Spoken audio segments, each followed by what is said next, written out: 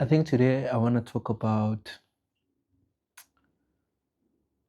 grief and just the challenges around what one went through and how difficult it was for me to actually move on even after a very long time.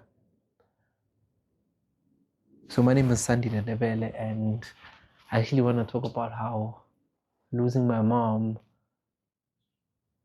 was the biggest thing or the biggest heartbreak I ever felt and faced in my life. And at the time, I felt as though I could not talk to anyone, but also I was so busy because of so many things that are happening. Back in 2012, I was doing matric at the time. I can still even remember it was a Sunday. I just can't remember the date, but I know it was just 2 weeks before my birthday. It was in August. I was laying in my bed and I get a text from my friend, and that text says, I think it was still Mix It at the time. No. It was WhatsApp. It was WhatsApp. He says to me, I'm sorry for what happened. I know this has been a tough year for you and has not been the best year for you. I'm sorry for your loss. And that was in 2012. And just after I read that message, I I immediately knew that my mom passed away. That's how I found out. It was someone who was living. I was living in Pretoria at the time. No, he was living in Pretoria. I was living in Soweto at the time, and I, I could not believe it. But deep down inside, I knew that he was talking about my mom because, my mom had gotten sick. She got sick and she lost weight drastically. I think in a space of just 3 months, my mom got severely sick and she lost weight, and she started losing her memory at some point. Um, the day before, on a Saturday, so I used to travel by bus to school. So every Saturday, my mom would either go to the bus stop and go and recharge my bus tag, or I would do it. Um, so at that particular moment, I remember my mom called me because she was not with me at the time. She had moved to my. She had actually stayed over at my aunt's place for the weekend, and she called me on Saturday, and she's like, "Did you recharge your bus tag?" And I was like, "Yeah, no, I did." She's like, "Okay, cool." I remember she tried to ask me questions, um, but I was not there, man. I was 18 years old at the time. Brushed it off. Then she called me again later on in the day, asked me this very same question about this bus tag, and she was like, "Did you recharge again?" And like, "No, I did." And I got irritated for a moment, um, but I told her, "No, man, I did. Everything is fine. Don't worry. Don't stress about it." And then, yeah, hung up the phone, continued with my life. Sunday morning around 10, 10 a.m. I get that text from my friend, and immediately I knew that my mom had passed. I freaked out. I freaked out. I freaked out. At that moment I imagined myself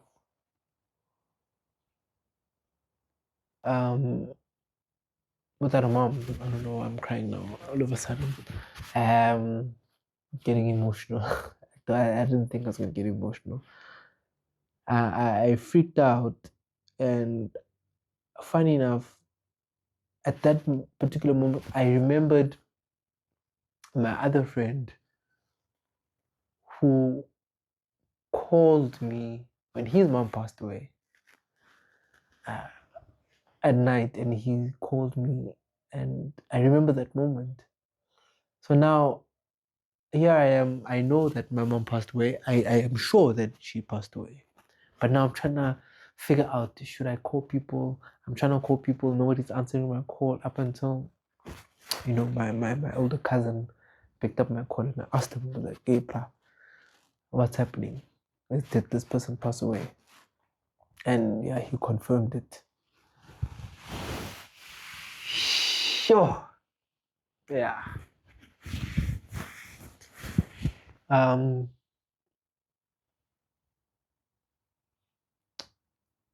uh, uh, okay. That was hard. That was difficult for me because man, I was a mama's boy, man. Just get tissue.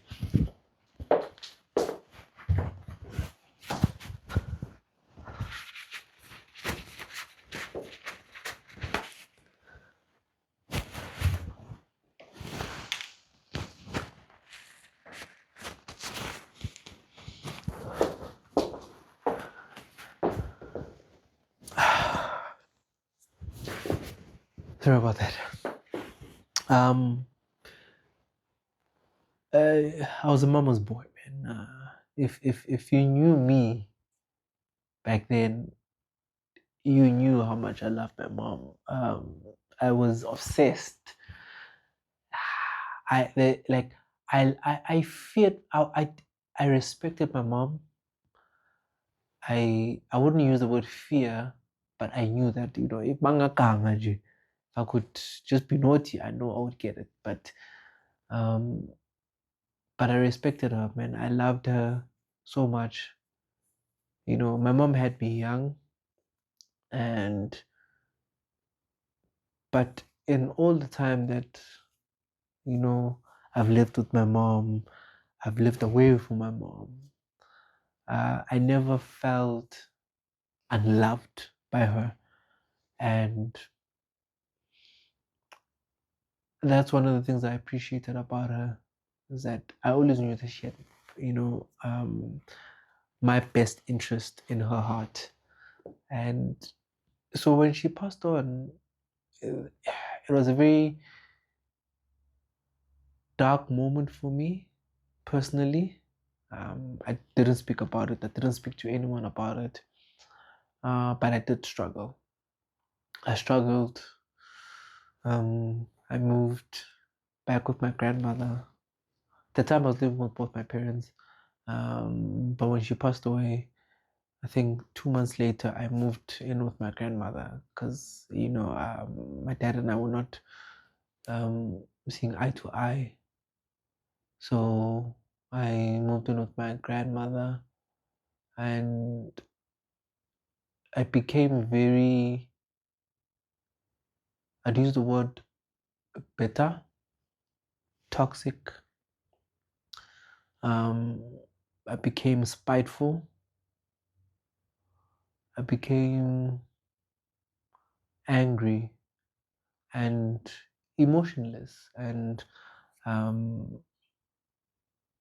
that's the life I was living. But because there's this part of me that felt robbed, I stopped going to church.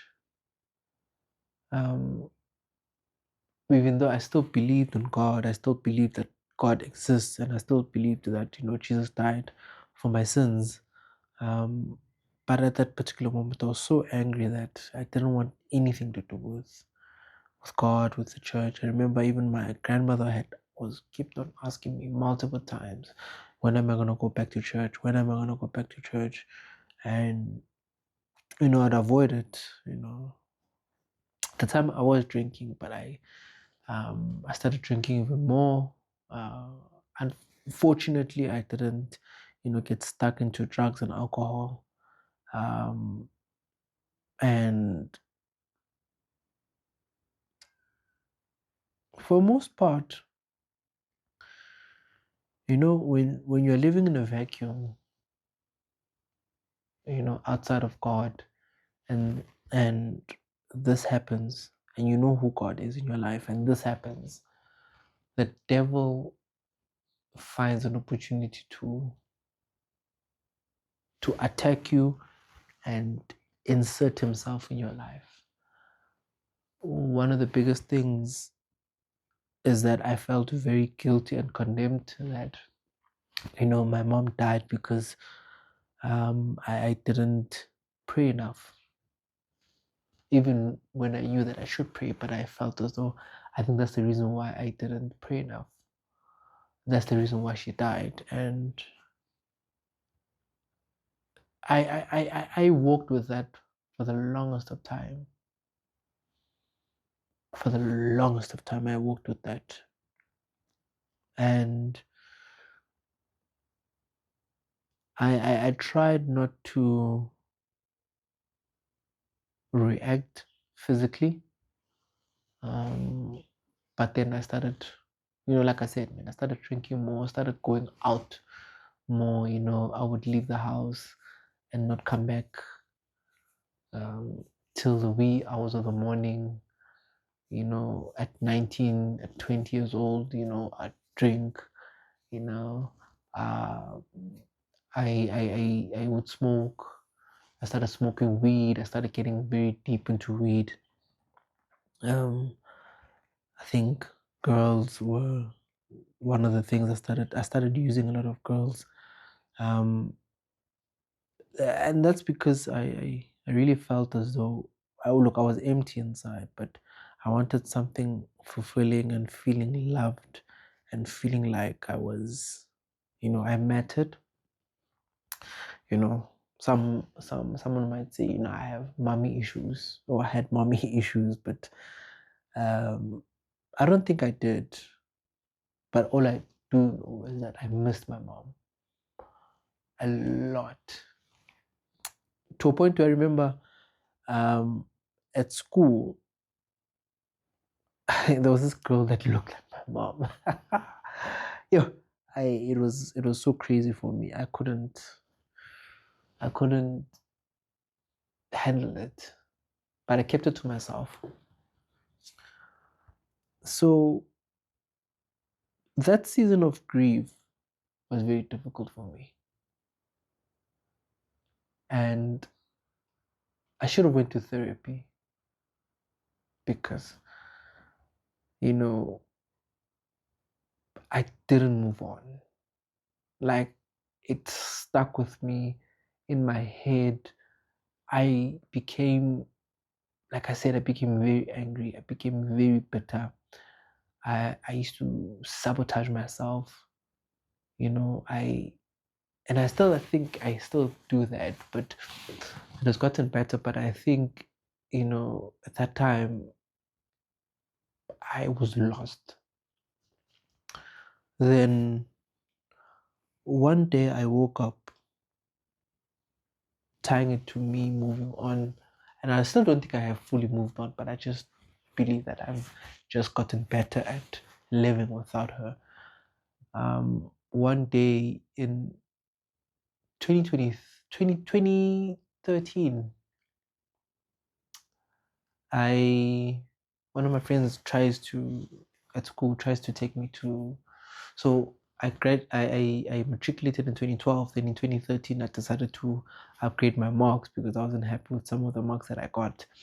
Then went to school again, and there's this lady was like, she wants me to come to church and stuff like that. She wants me to visit her church and stuff like that. I didn't visit her church. And then she was like, okay, look, listen, what church did you used to go to before? And I was like, no, I used to go to Grace Bible Church. That's the church I grew up in. Well, I used to go to St. Peter. Then I moved on from that Catholic church. Then I went to Grace Bible Church and went through that children's church and stuff like that. So I'm explaining that. I'm like, okay. She's like, okay, cool. Like, come through to church. Let's go to church together. So I go to church, sit. That day I didn't really hear anything. I can't even remember the sermon that was preached. I don't even remember who preached that sermon. Then I stopped again. I was like, nah, I don't want this. Really don't want this. Then I started feeling very empty. And I was like, nah, something is missing in my life. And I don't know what it is, but something is missing. Fast forward December 2012, on the 31st of December, I'm with my friends. We're partying. And I make a conscious decision. I'm like, you know what? I'm not happy where I'm at. Even that environment, I'm not happy. You are with someone, but you're still not happy with being with that particular girl. And I'm like, nah, I'm not happy. And I'm drinking. And I'm like, nah, I don't think I want to do this anymore. I stopped drinking. And 2014 hits. Was March 2014. I decide, it was March 2014. It was a Saturday evening. I'm like, tomorrow I'm going to church. I tell myself, like, tomorrow I'm going to church. Maybe that could be the thing that fills my heart right now, because I feel so empty. I feel so hopeless about everything, and I don't know what to do. So I decide I am gonna go to church. Get up, get dressed, and I go to church. It was just like, it was 10-minute walk from my place, and I decided to go to church. And I sit in the middle block, directly facing where the pastor would preach, and I almost sat where my mom and I used to sit every 7 o'clock service, but I just sit a bit behind. So I sit there, and the bishop at the time, he then preaches a sermon about why am I forgetting the sermon? The sermon he preaches, it was a 2-part sermon about not being cursed, but rather about people being possessed. I'm just forgetting the sermon now, and it's a 2-part sermon. He preaches it. It's still on YouTube, actually. He preaches it, and then I go back again.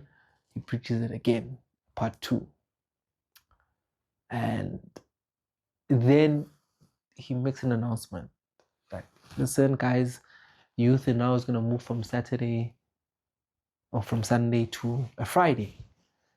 So I'm like, okay, let me see. Let me go. And then I go to youth. Before I was not going to youth. I was like, nah, I'm not going to go to youth. So I go to youth, and Bishop preaches again. And then he preaches about the value of being a young person. That was the title of the sermon. The value or the strength of being a young person. Speaks about, the number of days that we've lived, and we're all going to account for that. And he preaches, and he says, whoever wants to receive Christ, let him come into the front. And I go. I've received Christ before. The first time I received Christ was I was 9 years old at Rema Bible Church, and now I am that 21 years old. I was 20, and I'm like, you know what, let me rededicate my life to Christ. Maybe this is the thing that I'm missing.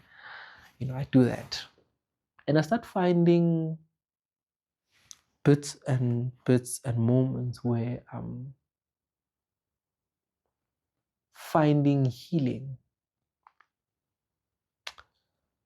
I'm finding healing in such a way that I no longer think about the death of my mom in a negative way. Now I start reliving good memories about her, and I start finding peace about it.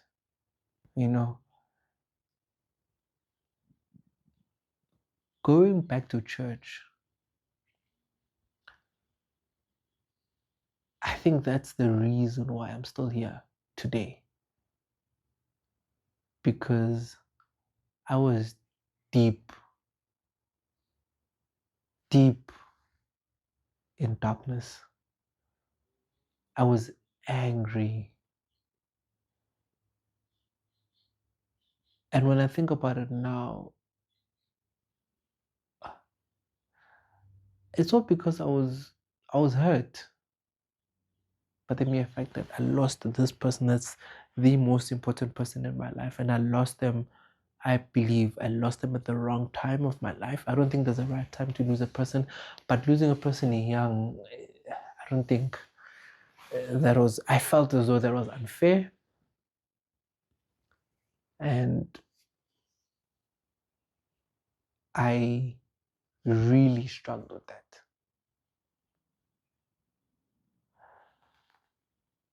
But by God's grace and mercy, you know, when God says in His Word,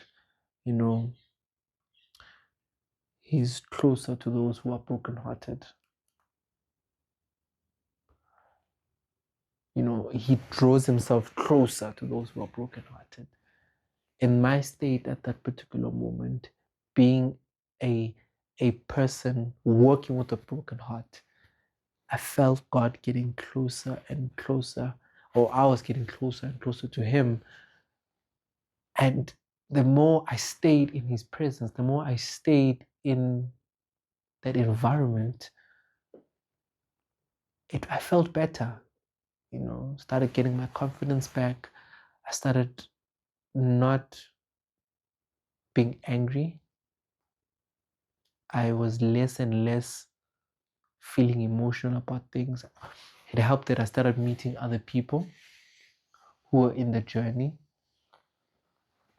But one thing about grief, you shouldn't do it alone, because when you do it alone, it becomes very tough. That's my story. Wasn't on planning on talking about it, but that's the one part of my story where I did not know what was going to happen to me, but by God's grace and mercy, by His love, this is where I'm at now.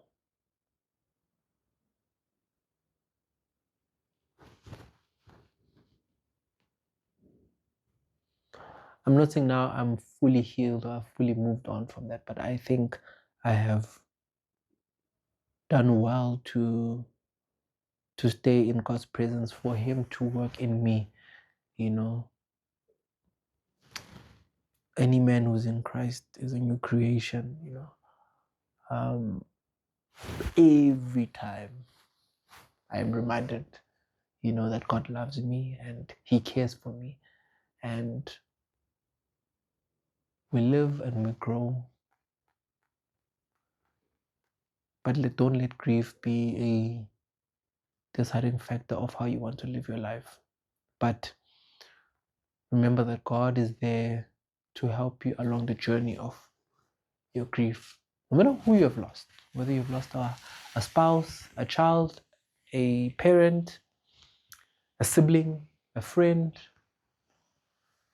it doesn't matter. But God is there to help you. God is there to help you. My name is Sandile Ndebele, and that was just my story on grief and heartbreak. Thank you.